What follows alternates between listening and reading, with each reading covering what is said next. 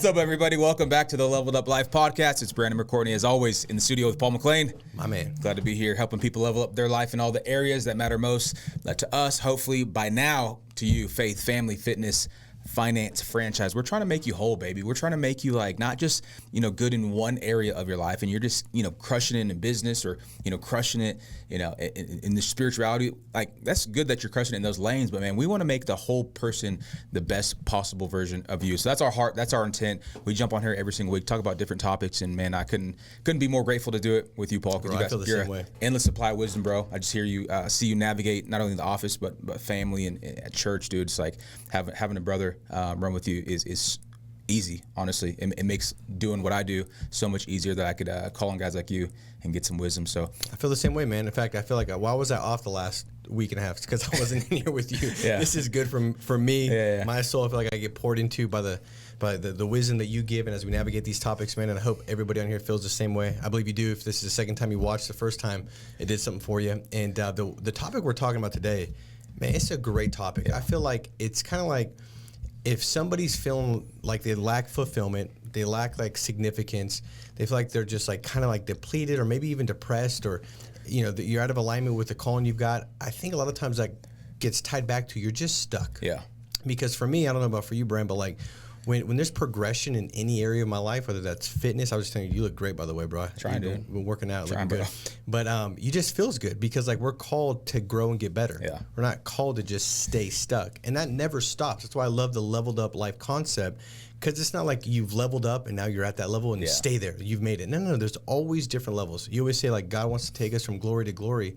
And the goal is to always be getting a little bit better, always going after another level. And if you're always doing that, I just believe that you're going to have this sense of fulfillment, because that's closely tied to you growing, developing, getting better, and then also giving back. And so hopefully if you've learned some things from this podcast, you're able to take this and go sow back into others that maybe are walking behind you, that you could say, hey, what about this? What about that? And that's why on this podcast, I love it, because I hear from you, Bran, and then I'll go out and I'll return it, and I'm thinking who else needs to hear this? 100%. I know I need to hear it, but who else can I sow into as well? And so today we're talking about how to really get unstuck. And so for me, Bran, I think a lot of times I get stuck when I'm either thinking too much or doing too little. Right now, for the next 20, 30 minutes, guys, I want you to not worry about doing, but I want you to really focus on the thinking part and really kind of analyzing and interrogating your reality, your life, and figuring out what areas in your life are you possibly stuck. And as we get out for this, let me give you this precursor, hey, go take action, right? Then you want to go do the doing because you've done the thinking. So the goal is to unstuck yourself. Shout out to Lisa Hamilton. Yeah.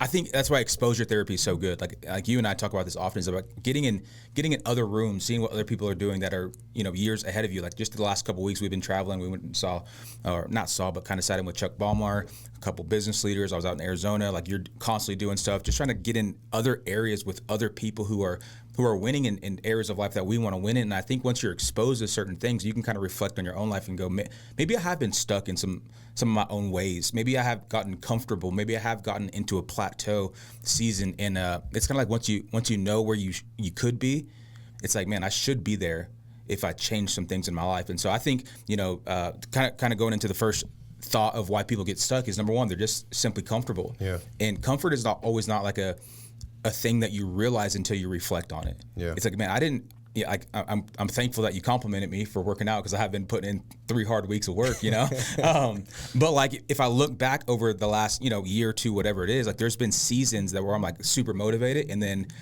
for whatever reason, circumstances, just life, busyness, whatever, I get comfortable again, because I know what to expect. I know what's going to happen. I know if I don't do anything, here's how I'm going to feel. And it's kind of just like a season of comfort.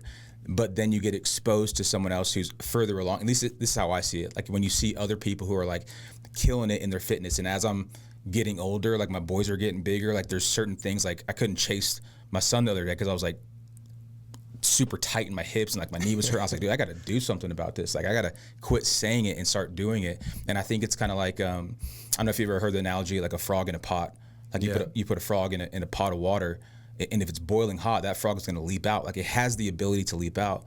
But if you just put it in the water's room temperature, well, it's going to stay in there. And you could turn the fire on and slowly heat up the water, and it's not even going to know it's being boiled until it's too late. Yeah. And I think for most of us, like, you either change for one or two reasons. Like, either, you get dropped in some boiling hot water, or you're going to jump out, or you're going to end up staying in a situation until it's just too late. And it's almost like you got to just pray for the grace of God at that point to be able to make a move. So instead of waiting for the water to heat up in your comfort before you're forced to move, like, let's do some reflecting now. Go, where am I too comfortable? Is it in my weight? Is it in my fitness? Is it in my business? Is it in my, my marriage? Is it with my kids? Like, man, we've all have these areas in our life where we've just kind of just been chugging along. And certainly for me, like, there's no fulfillment in that when you could be somewhere and you're not there. And so I think people just got to do some reflection and go, man, where am I comfortable? Because comfort is a false security. Yeah. Right. It's like, man, I'm crushing it right here. I've been making the same amount of money for the last, 10 years. Like, that's great. But maybe you've missed so many different opportunities because you were scared, or you were just simply comfortable. Yeah. I know. I'll talk about that for a little bit. I do 100%. I think that, like, comfort's one of those, like, paradoxical things, right? Like, I think, in fact, I remember reading this study that said, like, one of the most motivating factors that people have is they chase comfortability. And sometimes it's just subconscious. You're just chasing to a place where you think, oh, that's comfortable. Oh, if my marriage is here, if my wife did this and this is what it looked like, that would be comfortable. If my financial situation got here, that would be comfortable. If my fitness got here, that would be comfortable. And oftentimes, when we're stuck just thinking that comfort is going to be the motivating factor, once we get there, then we'll stop. And we realize that, hey, it wasn't comfort that was fulfilling. It was a journey towards that destination of what we thought would be comfortable. And we've always got to chase that next level. And, it's paradoxical because I like that saying that says life begins at the end of your comfort zone. Like, the life that you want, it actually happens on the other side of your comfort zone. So it's good. getting uncomfortable day in and day out, and never just getting to a place where you think, okay, I've arrived. And, you look at, like, okay, I guess some qualifiers. So if you're like, well, how do I know if maybe I've fallen into this trap and this is why I'm stuck? It's because of point one, comfortability. How do I know when I look at my faith, my family, my fitness, my franchise, all these 5 F's? Well, if you're starting to complain about certain things in one of those categories, you might be comfortable, because I feel like when you're complaining, it's because you're not moving forward towards a bigger vision of what you could be. Yeah, and so now you're so hyper-focused on where you're at, and you're going to find all the flaws, the negativity. It's like, I remember this old saying that an old mentor told me. He said, a dog in the hunt has no fleas. Yeah. So the dog might have fleas, but when he's hunting, he doesn't know that the fleas are there. Yep. And that's getting uncomfortable, right? When you're out there hunting and you're moving and you're going after something, you don't realize the little things that normally you would complain about. Yeah. When does a dog know he has fleas? When he lays down and he gets comfortable. Right. Now, all those things were there all the time, but they didn't have his attention. But when you're comfortable, all those things start to grab your attention, and that leads to a vocabulary of complaining. So good. And so that's just a telltale sign, I believe. I love one pastor. He says, better a chef than a food critic. Like, better a church builder than a church critic. Because anyone could sit in the pews and complain, right? It's comfortable, showing up anywhere and just sitting back and receiving, and you're able to pick out all the misses and all the, bad notes the singer's saying, or the, whatever, like the paint on the wall, and you can critique and you can criticize because you're comfortable. But man, when you're serving on the team, when you're invested in the thing, when you're a dog in the hunt, man, you ain't paying attention to any of that. And so I love the fact that you said that, because man, there's certainly areas of my life where I've began to complain about the blessings that I once prayed for, which is just a sign that, man, I've gotten too comfortable in these areas. Yeah. Oh, yeah. I heard it said also that it's like the guy at the football game that's got the 24-ounce of beer and he's chugging. He's got Cheeto Puff dust in his belly button. He's like, why couldn't you catch that? Right. It's like, bro, you couldn't even run. No. You're criticizing that guy for not catching the ball, bro. You can't even see your toes. What are you talking about? So the first sign that you're stuck, number one, you're just too comfortable. Number two, maybe you have a fear of failure. I see so many people nowadays, like, just kind of settle, man. And I think settling is sad. Especially like when you're young, like I think if you're able-bodied, like I just before we were here, I pulled up at the gas station, and there was two, like, I don't know, probably 26, 27-year-old dudes, like, outside, like, young, which typically you see like homeless people. They're like maybe older, or kind of look like they've been through a hard time. These were just like able-bodied, like 26, 27-year-old guys asking for money. And dude, like he was like, hey, can I get 50 cents? And I was like, it kind of made me mad, bro. Like I gave him an attitude, and I was like, absolutely not. Which typically I'd just be like, no, like I'm sorry, bro, like nothing. I was like, dude, absolutely not. And he was kind of like taken back, and I was like, I walked in the store, and I was like, why did I respond like that? And it was because like when I saw him, I was thinking like, dude, why aren't you at work? Like, why don't you have a job? Like you're out here drinking beer. It's 11 in the morning, and you're out here asking people for 50 cents, and you're like 28 years old. And I look at people like that, and I'm like, dude, why did you settle? Like why did you just think this is the best life is gonna be? And I think so many people get into a situation where they just settle, maybe not to that extreme, but they're just like, man, this is just the best life is gonna be. And I think deep down somewhere it's because they have a fear of failing, a fear of disappointing, a fear of, you know, what if I do and I sink? And to me, I've always, and thank God for like parents who kind of just like broadened my thinking, I guess, was like, hey, if you fail at it, well, what's the worst that's going to happen? You're going to end up right back here. And so better stepping out of the boat and walking on water, you know, and being picked back up again than staying in the boat. Yeah. You know, I'd rather be Peter that walks back and like, yeah, I sank, but at least I tried, you know, Bartholomew, while you're over here, you ain't getting talked about. And, you know, all these other disciples. So for me, I think so many people get stuck is just because, you know, they're scared to fail. And really what it comes down to, I think it's a fear of man, fear of people's opinions, fear of what am I going to look like to people.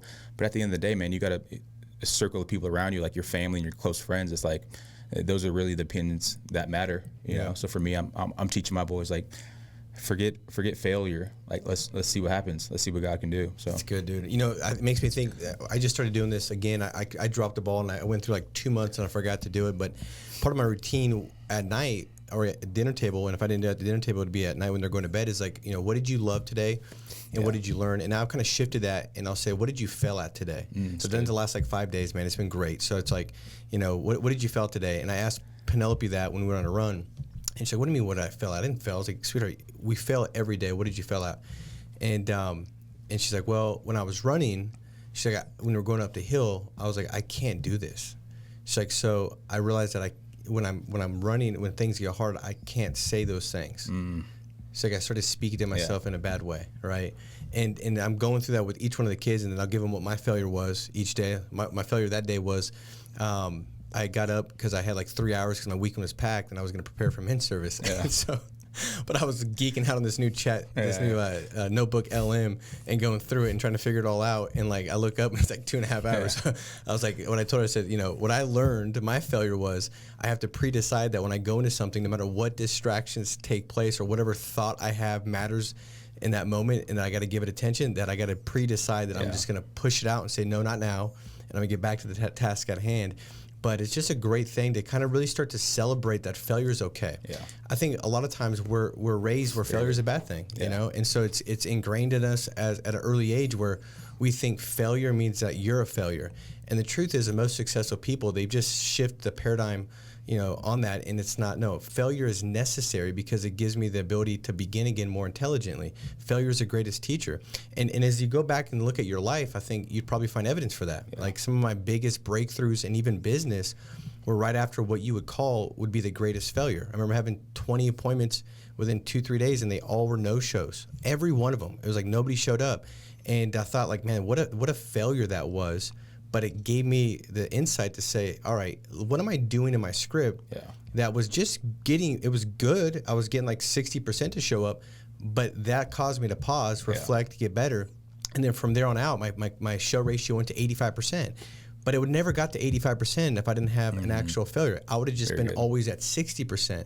So those 20, you know, bad appointments led to me having a significantly more profitable, abundant career because of the failure. And so I think it's just a different perspective, realizing like, hey, how can you find failures every day and then find the lesson in it? Because I think that's going to start positioning you to say, you know, failure is not a bad thing. It's actually a necessary thing for me to go after the success that I desire to have. And so now you just kind of see it a little bit differently. So good. I even posed the question, like, what would you do if you knew there was a 100% chance of success? Like, how would you act? How would you behave? What would you start? Where would you go? If you knew you could not fail no matter what, how big would you go? Like, what are the conversations you'd be having? What are the businesses you'd be starting? What are the shots you'd be taking? And clearly no one's going to succeed every single time. That's not the point. The point is like you're going to fail in these, you know, things, right? But every failure, every no is one step closer to the yes. Hey, that question, guys, by the way, that is such an important question, dude. I mean, it just really is. So I think you write that down, and after this podcast, you actually spend some time thinking about that. Yeah. It's like, if you knew your business wasn't going to fail, what would you do? If you knew your marriage wasn't going to fail, then what would you do? So really kind of going through that in every category, because I think what it does is now you take the steps in doing the thing that you need to do to actually allow success to happen. A lot of times it's just delay. If the enemy can get you to delay, well, then he's already got your dream. Yeah. Because the longer you wait to do something, the less likely you are to do it. And so the time is now to sit back and say, what is the thing that I would do if I knew I wasn't going to fail? Very good. If I knew my business was going to succeed, well, then what would I do? I'd go raise money. Yeah. Well, I don't want to raise money, because if I raise money to start, what if it doesn't fail? Right. Then what would you do? Right? What if you knew you were going to get in shape? Would you still say, oh, I can't go because I got an ache or an injury? No. You'd say, well, I'm going to go and I'm going to work myself through it. So just a great question, man. So good. So Powerful good. question. Number 3, the third reason you might be stuck is just simply because you lack discipline. Ooh, this one might hurt some people, but it's so true. I think many times, if you reflect on all the different areas of your life where you're unhappy or unfulfilled, it's more than likely a discipline problem. Like, if you're struggling with your money, with your budget, it's, you know, maybe it's an income problem. Maybe you're not doing the things to produce the right amount of income. But I bet if you audited your time, you probably are lacking discipline in some area. You're probably like doing what Paul did the other day. So instead of, you know, studying to bring the word in that, you know, allotted time, got caught up on something else. And thank God you're a good time manager in general. But we all lack, you know, at certain seasons, at certain times. But I think what it comes down to is simply a lack of discipline for a lot of people. Like, other day I was talking to someone at church, and I was talking about the gym, and I was like, yeah, dude, I've been working out, blah, blah, blah, blah. And they're like, oh, you working out with Paul? And I was like, no, I didn't work with Paul. I was like, oh, you can't handle it. 3 a.m. running, you know, 10 miles. It's funny how everybody thinks I run at 3 a.m. Dude, I know. I was just on a podcast, and Gabe's like, dude, Paul's already done 2 hours of work. I'm like, yeah. I have not worked out yet. Well, dude, I think it's just I think it's a reflection of the way that you posture yourself, because I think when people think about you, you're extremely disciplined is what people would see. And I think that's true in many areas of life. I don't know about the 3 a.m. runs, but you certainly show discipline. And I just think when it comes down to it, most of the areas that we're failing in is because we're not disciplined, right? Because discipline's boring. Discipline hurts. Discipline is it's not exciting. But when you look at anything successful, most of the time it's not exciting. It's just boring, consistent discipline, compounded over time, that people look at and go, wow, how did you get there? And you look back and you're like, just small little good decisions every single day that led me to this big result that you now see. But you didn't see, you know, the 5 a.m. workouts. Yeah. You didn't see the not eating the junk food and meal prepping. You didn't see, you know, not overspending when you could have. You didn't see, you know, not going on the vacation and putting that money in an investment account. You didn't see all the discipline that no one likes to talk about because it's not sexy. And we live in a world now where like people want to see the sexy. Mm-hmm. Like, dude, you got to see the car. It's like, okay, I love the car, bro, but now you're broke. Yeah. You know, so like, because you got no discipline in these areas of your life. And so I think people, you know, if they and it's not always just like a million changes at once. I think if people just start 1 or 2 adding habits into their life, it could dramatically change them in massive ways. The question I got for you, so like, I think what you just said is 100% right. Like, you start getting overwhelmed with all these different disciplines that you could be doing, that you know you should be doing, and then you do nothing. Yeah. Talk about like, what's like a chief kind of cornerstone discipline that when you do that one discipline, it kind of leads to all these other disciplines being a lot easier to do. Dude, I don't know. I think I know this is a layup, and I should answer this in a certain way, but I think for me, if I'm just being like fully transparent, I go through seasons where I'm extremely focused and disciplined, and then other seasons where I reflect and I'm like, I was undisciplined in those seasons. And so for me, like, I've always been disciplined in my word because that's my job. Right? I need to study. So like the morning routine is big. Waking up early is big. Spending quiet time, like prayer, worship, journaling in my word. Like that's always been like a cornerstone for me. Just like I got to get this done, or everything else just feels off. But then I've been undisciplined in the gym. Those seasons of my life where like I'd rather stay home in the morning, take my kids to school, and then I'm like, I get distracted, squirrel, I'm doing yard work. I didn't start doing what I needed to do for work. And it's like 11:30, and I'm like, dude, I ain't going to the gym. It's like, I want to eat. I'm hungry. And then I don't do the things I need to do. And so for me, it's been seasons where I've been extremely good in one areas and then lacking in others. That's why I'm like, don't beat yourself up, and just find out where you're undisciplined and begin to make progress towards those things. So I think that's where probably most people would find themselves at. And so, but I guess a chief cornerstone would just be like morning routine is big for me. What would you say? How would you answer that? I mean, I think so. Like when I got everything going with the different businesses I started to launch, my schedule got really busy. Yeah. And so the thing that really mattered most, I was a chief cornerstone, kind of got hijacked, and I was still disciplined in other areas. Yeah. But then certain areas that I like, even working out consistently, time with the kids, it started to fall by the wayside. And once I fixed this, it kind of helped fix everything. And that was just making sure in the morning I have that time with God, and really being able to say, hey, like search my heart, like where am I stuck? Like what am I dealing with? Because I think that just being overly indulgent in flesh and what you feel like you want to do is kind of like the pressure against like doing the thing you need to do. And so really kind of sitting back and saying, like, making sure that I get that right. And I think that'd be the chief cornerstone that will lead to everything else, because like you start to identify who you are in Christ, and that'll lead you to go do more disciplined things that show up in that. And so that was probably it for me, is making sure like that didn't get stepped on. So if I got to wake up earlier in some mornings, man, because I got these East Coast Zooms where it's like, they're not considerate with the fact that it's like 5 a.m. my time. I would rather, sleep 20 minutes, as much as that's painful, to wake up 30 minutes earlier than I normally wake up. Like the payoff is so much greater when I actually get centered with my maker before I go into my 100%. Day. And so I think it's really understanding that short-term pain leads to long-term gain. Short-term gain leads to long-term pain. So really denying your flesh, to me, I think is like, that's the ticket, man. Like self-control, be able to control your desires to go do this or that, the things that you feel like you want to do.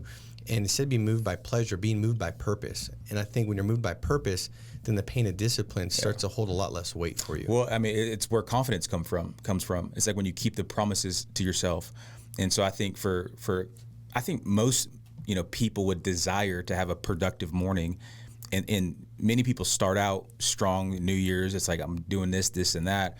And then you end up not doing it because you don't see results fast enough. And so I would just give an encouragement to people is like, not every morning are you going to walk out of your time in the Word or journaling just like, dude, I am just a man of God ready to take, like, not every morning is like you get a download from heaven. Like, just like not every gym session you're like crushing it. Like it's not about that one specific day, but it's about creating a compound effect over time where it just becomes part of who you are. It's the consistency in it. And so I don't know, for me, that's at least. Well, I'm glad you brought that up, dude, because the truth is, like, even though I just said what I said, like, there's been already 2 days in the last 7 days where I messed that up, where I just got him a day because it got away from me.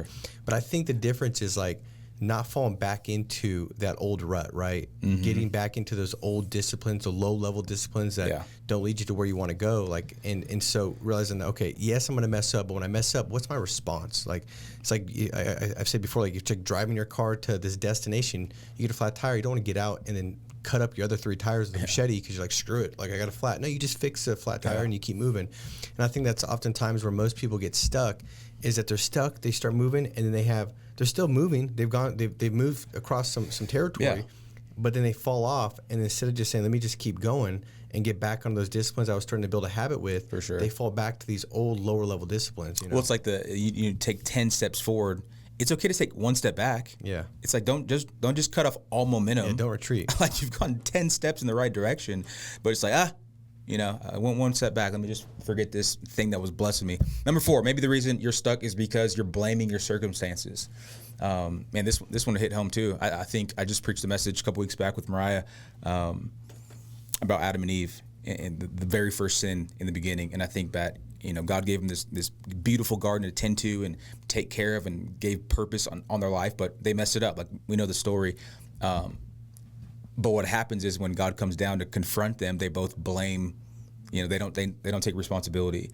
Like, Adam's like, hey, it's the woman you put here, Lord. Yeah. I was distracted. Eve's like, it was the serpent that was here. He deceived me. And I just think about that story. And the truth is, like, man, God's given us so many good things and opportunities and blessings, but we don't always steward them the right way. And our default setting is to blame, right? Like, we also live in blame culture. It's like, well, dude, I'm not crushing it financially. It's because the economy, the gas prices, the inflation, the rates. It's like, bro, what? Like, what world do you live in? Like, dude, turn off the news. Like, look around, dude. Like, people are thriving. Trust me, I hear my heart. Like, I know people are hurting and it's harder than others. Like, I get it. But, like, if you live in America and you got, 2 arms and 2 legs, I think of Nick Vujicic doesn't even have 2 arms and 2 legs, but, like, didn't blame his circumstance. And now is one of the number 1 speakers in the world, saw his situation as an opportunity to bless so many people and give them perspective on what it means to take advantage of every blessing. And so I think maybe the reason people are stuck is because they're blaming everyone else as opposed to going, okay, where's the fault in it with me? Even if it's 5%, 1%, 10%, 99%, like, there's some fault in it with you. Like, it's not all the economy. It's not all your spouse. It's not all the kids. It's not all the leads. It's not all, the business, whatever. No, like, some of it's on you. And I think people are stuck just because they blame everyone and everything else as opposed to taking full responsibility. Yeah, I agree, man. I think a great book that kind of talks about that is this book called Extreme Ownership. And that's really the antidote to blaming, is just really owning everything, right? And just saying, like, hey, I'm going to own this, because the moment you start to blame, you're giving power and control to something that's external that you don't have any control over. But if you can say, like, hey, I'm going to serve this season with my whole heart. I believe that God is with me. He's for me, that there's something that's going to be great. I mean, God wants you to go out there and give everything that's in front of you, your whole heart, right? Like, no, once I get a better spouse, or once a kid, whatever it is, like, you start thinking, like, hey, this is the reason why I don't have that fulfillment and I don't feel like my life's going where I want it to go. No, it's probably because you've been blaming. Mm-hmm. And if, like, you look at the gaps in life that you want to cross, I believe, like, blame is like casting quicksand in that gap. So you might still be moving. You still might be going through the motions. You might still be showing up to work. You might be showing up at your house, but you're not going anywhere because you've cascaded quicksand by the blame that you started to proclaim. And so you got to take back the blame and ask yourself, in my life, where have I started to blame external things, circumstances, situation, experiences, upbringing, people? Like, all those are things that you can point the finger to. But just know that once you've done that, you've pretty much just decided that you're going to stay stuck, because how can you do something about something that you have no control over? And if it's because of that person, well, then how could you do it? You don't have control over that person.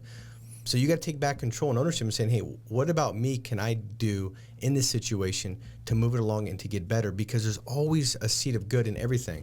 The bad leader that you're pointing to, well, my boss, there's something there that you can learn from that's going to help you in the next season, but you'll never get there if you don't actually grab the seed that it has in it. So good. But you got to be looking for it. So you can't look for it if you're blaming. Love it. Love it. Number 5, last reason, the reason you might be stuck, just simply short-term thinking. You ain't thinking big enough. I think something that you said when you kind of came on the ownership team with Pinnacle is, you're like, man, I'm not trying to be like, take over the world. Like, I'm trying to build something that will, like, take care of my family and I can spend time with them and I can pass something down to them, and I'm trying to lay a foundation for them to stand on, and put them in a better situation, and put their kids in a better situation. And and when I think about the church, I'm like, man, it's so easy to just get caught up on next weekend or the next event or even the next month or the next year. But it's like, man, if you're going to do something, like, you might as well do it to leave a lasting legacy. Yeah. And I think people get stuck is because they're just trying to get by. Like, they're just thinking about the very next thing. And it's like, I get it, trust me, because the next thing is sooner rather than later. But maybe the reason you're stuck in complaining or blaming or just unfulfilled is because you haven't given a bigger purpose to the thing that you're actually doing. And so I think when you start thinking about the short term and you put long-term vision on whatever you're building or wherever you're assigned to in the season, man, it just makes the day-to-day grind so much easier. Because it's like, yeah, this thing sucks right now, or like this disappointment, I feel it, and it's real pain. But like in the grand scheme of 30 years, like we're not even gonna think about this day. And so that's at least the way I'm approaching things now, even when it comes to building the ministry. It's like, okay, I get it, Easter's coming up, big event, I get it, pressure, all the stuff. But it's like, man, what's the long-term vision of this thing? Yeah. Are we just doing this for the next 10 years? No, we're trying to leave a foundation for the desert to stand on to bring more people to Christ. And I'm just a foundational part of it. But there's going to be generations ahead that are going to be able to stand on the foundation that we're building now. And 2 generations from now, they're not even going to know who I was. Yeah. Like, hopefully, there's a memory somewhere, but it's going to be tucked in the corner of like, I don't know who started this thing. But if I think big enough and get people on the team to think big enough, then we can make a lasting impact as opposed to just thinking about the next thing. And I know that's your thought. Maybe just any. Dude, so good, bro. I mean, I think that when you think short term because, like you said, you don't have a vision that's big enough that pulls your thoughts outside of what you're presently dealing with, and so you have to kind of reverse engineer is what I found out. Because I'm one of those people that like. I can easily fall into like what needs to get done right now and trying to move the needle and find success and accomplishment of tasks that I have right now, right in front of me. But sometimes my thinking is too little. So even though I might be successful with what needed to be done today, I was winning in the wrong game. Yeah. And I fell into that many different times where I have to intentionally sit back and say, okay, where do I want to go in 10 years? And what does that look like? And then once you kind of go there and you have this vision of what you want your life to look like 5 years, 10 years from now, or, just a longer term vision, then what you'll find out is all the things that you thought were important were not important. Yeah. And so now I'm not thinking short term. I'm not behaving short term. I'm not taking action on short term things because my thinking is big. And so I come back and say, would I still have that conversation? Would that still be that important if I was here in 10 years? Would I look back, would this even matter? And all of a sudden you start to be like, okay, it wouldn't matter. And if it doesn't matter based off where your 10-year vision is, it probably shouldn't matter right now. Yeah. And so I think that's, one way to get unstuck. You get stuck because you're always doing what you've always been doing, right? It's like the whole definition of insanity. Why do you keep doing what you've always been doing? It's because you don't have a big enough vision. You're not thinking bigger. So you're winning in the day, but you're winning the wrong day. You need to be doing certain things that actually align you with that 10-year vision. And to me, it's just a great litmus test to say is what I'm doing, does it matter? Now, let me put it into context. Does it matter based off of a big vision? Because we serve a big God that wants to do exceedingly abundantly more than we could think, ask, or imagine. Well, we gotta step in, and I first of all think that vision comes from God. He's a God of positive expectation. And when we get in front of Him and in His Word, we can't think small. It's like I can't think small when I'm hanging out with you. You don't think small. Yeah. Why do I think small? It's because I'm hanging out with a bunch of small thinkers.